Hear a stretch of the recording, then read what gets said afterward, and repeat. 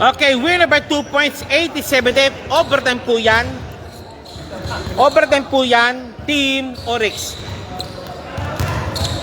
Sir, iba doon muna na. Basta di kayo maano. Okay. Hands up! Okay, thank you. Okay, again, 80-78 final score, Team Oryx via overtime. Okay. There! POG.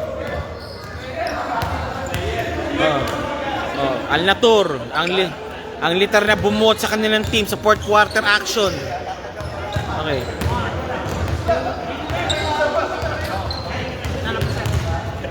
Sir, may wagang headset pa. Okay.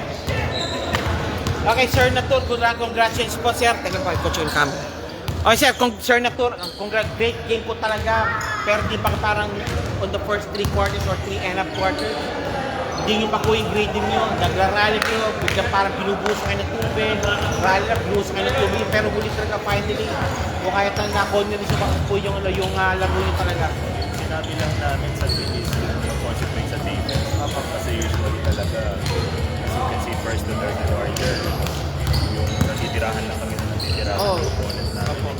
So yun, nakuha din namin yung tamang defense para sa kanila. Then, offense na ginawa susunod lang. Okay, Sir Natur, I think without further ado pa, sir, batin po kayo, sir. Yung 1 minute to greet everybody, sir. Sige po.